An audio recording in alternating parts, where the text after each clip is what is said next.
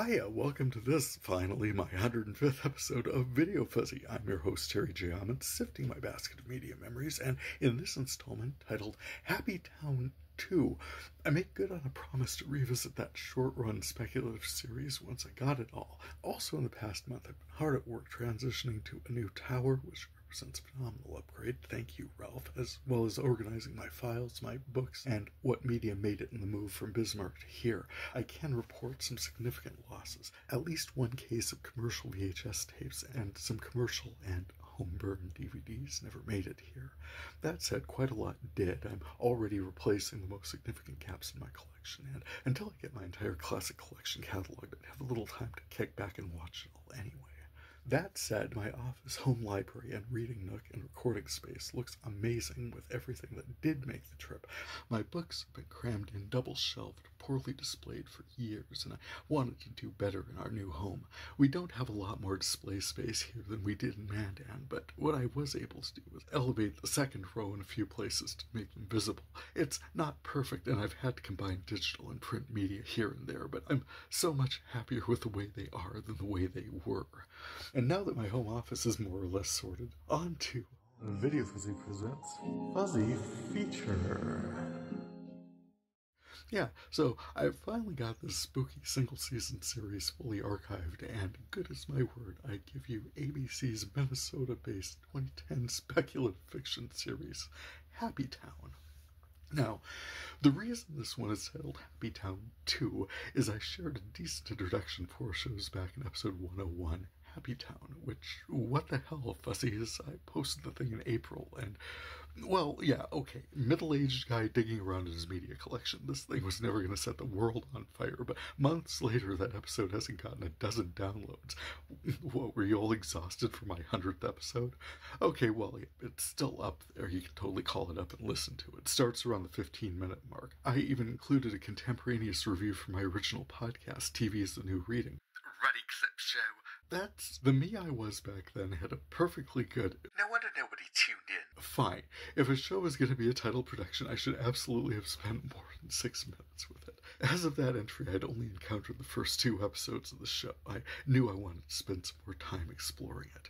When I sat down in front of my TV with discs 1820, 1825, 1834, 1835, 1861, 1868, 1878, and discs X549 for my current collection to relive the hijinks and misadventures they got up to in the nutty little town Haplin, Minnesota back in 2010. Show opens on a murder in an ice house. Boyd Banks is ice fisherman, and local peeper Jerry Friddle gets a railroad spike pounded through his skull. This witnessed by a teen girl running home from a secret makeout session nearby. The next day, a realtor is showing a lodger to her new digs. Laura Germ as Henley Boone, moving to Happy Town, as they call it, to start a quaint little candle shop with inheritance from her late mother. Henley is welcomed by Lynn Griffin as Dot Meadows and her lodgers Esther, Joni, Rose, and Irene, the witches from Macbeth, and Sam Neill as the charming cinephile Merritt Greaves. Cinephile, he runs the House of Usher movie memorabilia shop downtown. Dot tells Henley the 3rd floor of the boarding house is strictly off limits, and sneaking up there will get you kicked out. Ooh. Jeff Stoltz plays Deputy Sheriff Tommy T.C. Conroy, with Amy Acker as his wife, Rachel Conroy, and Sophia Iwaniak as their daughter, Emma Conroy. T.C. is distracted from the upcoming Thawfest celebration and the excitement of getting his boat back on the water, the Dallas Alice, named for his late mother, by his father, M.C. Gainey as Sheriff Griffin Conroy, stops to pick him up. Seems there's civil unrest in the town square ahead of Thawfest because Stephen Weber as John Haplin, CEO of the bread factory, town's biggest employer, and others are hanging the big yellow Remember to Never Forget banner commemorating the town tragedy featuring victims of serial kidnapper the Magic Man. Sheriff doesn't want the banner hanging, feels like a downer. John feels it's the perfect way to remind people of their pain, including his own kidnapped daughter, and incidentally, as CEO of the town's biggest employer, is probably a huge sponsor for the local event and could likely set it up however he wants, which is in fact what he is doing. What John doesn't know about is that secret makeout session at the top of the show, Ben Schnetzer as his son, Andrew Haplin, making out with Sarah Gaten as Georgia, daughter of ne'er-do-well Carl Braven, Oh, the star-crossed lovers. Andrew the rich and powerful, Georgia the poor and tragic. They pretend to be enemies at school, but they also meet up for secret makeout sessions during the day, and it's impossible to believe no one has figured this out yet. But it is a short-run speculative drama, so the situation is as presented.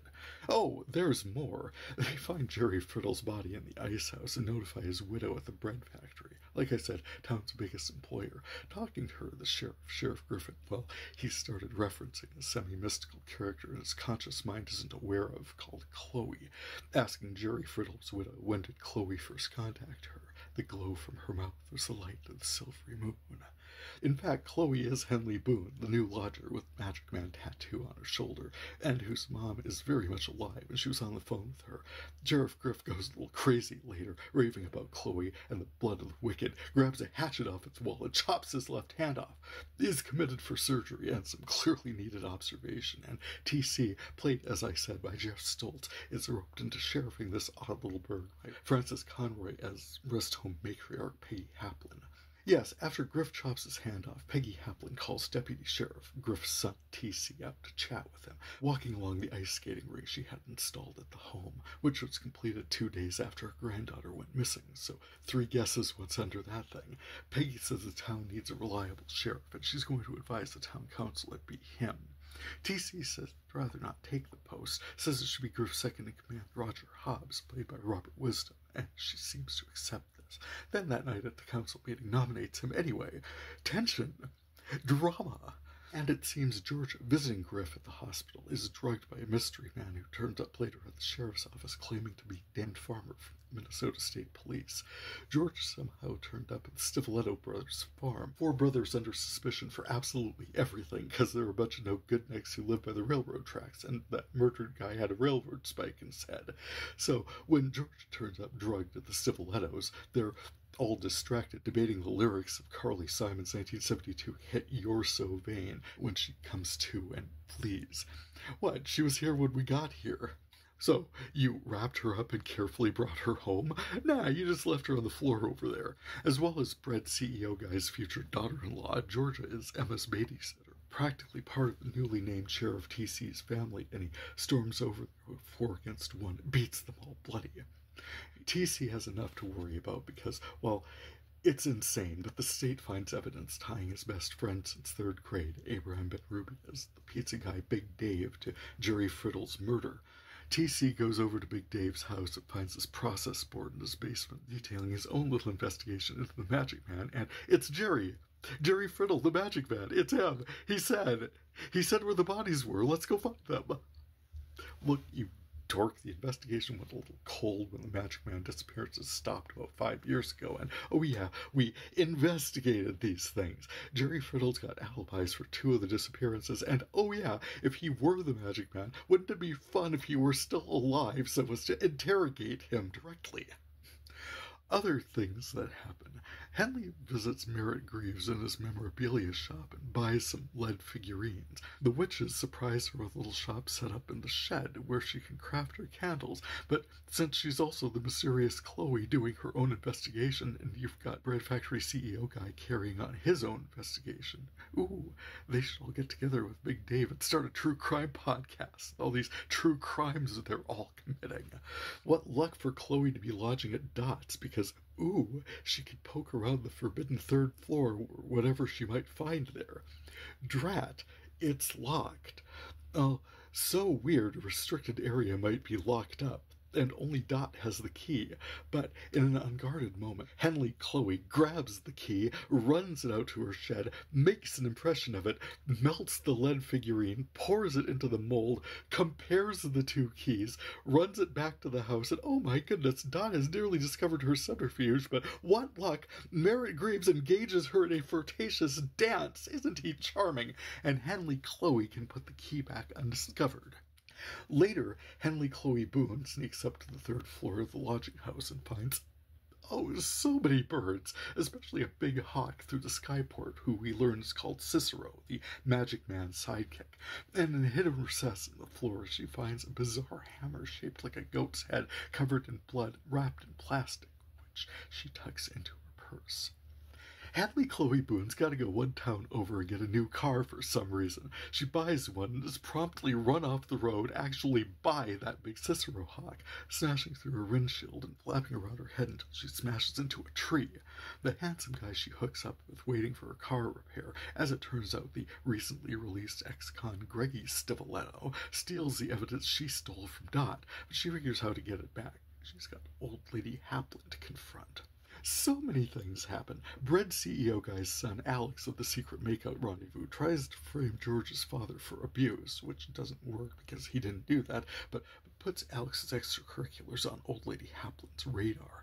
She intervenes, forces him to watch this crazy old German film Greaves talked about once called The Blue Door, running on a loop in the home she runs, which then somehow changes his core personality.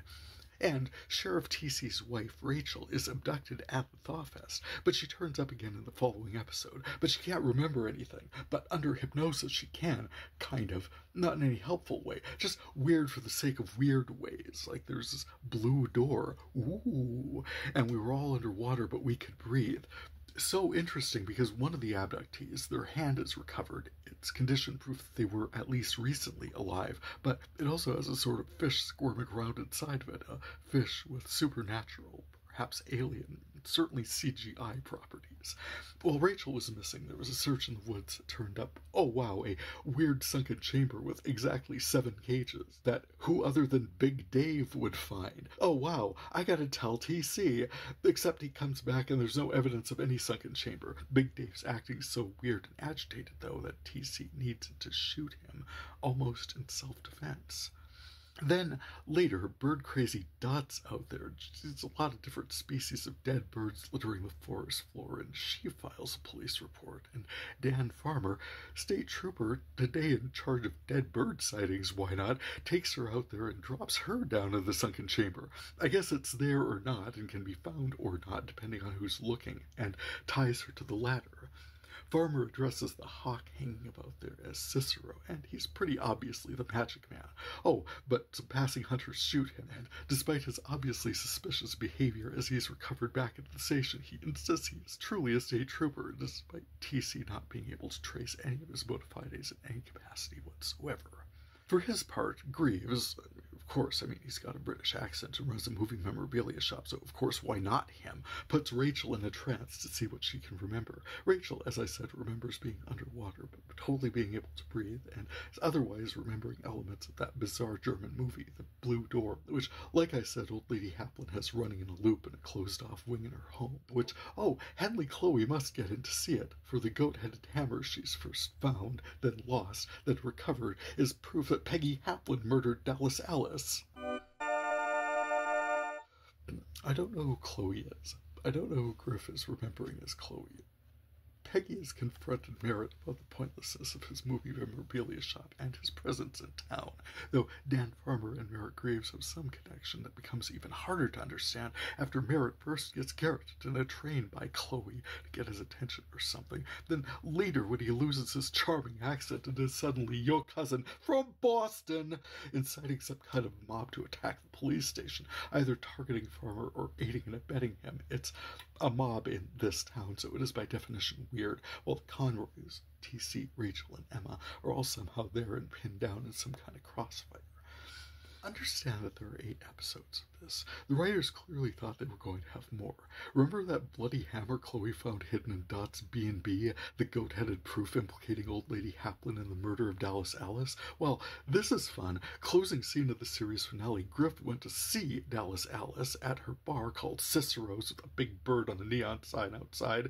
He's known, the mother of his child, Deputy Sheriff TC, I feel compelled to point out once again, is played by Jeff Stultz, has been living and working a few hours up the road at Minneapolis, has known that she is in some way involved in the disappearances, and in the last few moments of this ridiculous show confronts her about the abductees. "You never said they were still alive," he said. She grins wickedly. "You never asked." Brain broken. I keep mentioning Jeff Stultz because it is very clear that TC was supposed to be played by Peter Krause from 6 Feet Under. Mean mannerisms, voice, vocal and facial tics and inflections. This actor studied, aced, and graduated with honors from the acting school of Peter Krause. Even some of his scenes with Francis Conroy. "It's clear that you are your mother's son," she says at her first meeting with him. There's no question in my mind they were angry that Krause was involved in parenthood and otherwise unavailable for this silly thing. That's not all. It seems pretty clear to me that Henley Chloe Boone was meant to be played by Michelle Trachtenberg, and not just because Chloe was her character's name, and oh hey, again, 6 Feet Under. Everything about her look, her mannerisms, was also school of Trachtenberg. I wouldn't have been remotely surprised to see her break into a spontaneous swivel hip dance routine. She's come to Haplin to snoop, and that's obvious from the jump. She's not who she's pretending to be, but we never hear the other side of that conversation with her air quotes mother. Griff occasionally accesses an agitated dissociation who experiences Chloe. Chloe could be imagining a mom on the other end of a line. She could be Dallas Alice's daughter. She's a bit too old to be John Haplin's abducted daughter, Addie, but we've got to remember that someone abducted 5 years ago at the age of 11 is going to look different when we see her again at 16. And yes, different than her mother, Carol, in Addie's pageant dress and tiara, lying in her bedchamber as her kinda son, kinda brother, Alex, reads to her from her favorite children's book, Spaghetti on the Moon. "See, Dad, we're all together again." Oh my, wow. And again, we got Chloe digging around in Dot's attic. What the hell is a blood-covered goat-headed hammer doing up there? Is Dot holding it for Peggy? Wouldn't Peggy dispose of it? Better than that? And Peggy can't be guilty of murdering Alice Conroy if Alice Conroy is running a bar in the cities and involved somehow in a bunch of local abductions. I'm wondering if even the writers knew what was going on at this point. I mean, sure, there's some clever getting Farmer out of the police station, an ambulance driven by Greaves with stagecraft, sleight of hand, legerdemain, though then sending the confused deputies on their way to walk home was weird. Yeah, I mean, you tried blowing one of them up at a gas station with your truck. Why get all precious about their lives now? Along with the bizarre imagery of the blue door, which, quick aside, I can't find a clip to share anywhere, but type J. Sherman student film into a search engine and you're close. I feel like ABC was trying another reboot of Lost, slightly more homespun, but still weird for the sake of weird. Probably the expense was too high. This time period you had American Horror Story, you've got Haven, you're a few years out from Fargo, and I'll point out that all these productions are cable. FX and Sci-Fi, not primetime network real estate, even summer run. You can't spend the way this show clearly spent. Well, in any event, that was certainly more than 6 minutes. Show creators Josh Applebaum and Andre Nemec, who were involved with Alias and the American version of Life on Mars before this. They both wrote for Early Edition, Profiler, and The Chronicle. Otherwise, no direct ties I could see to 6 Feet Under. Silly as it was, I thought there was enough texture to the storytelling, and I'm sorry it only got 1 season. I'm glad I have it. I'm absolutely going to watch it again one day. It for sure put me in mind of Reunion and Harper's Island. I guess they were just hoping if they kept enough going on, it would get people invested week after week, and there's just too dang much going on in the summertime to try to follow a mystery with so many developments from one week to the next, however magical the maniac behind them.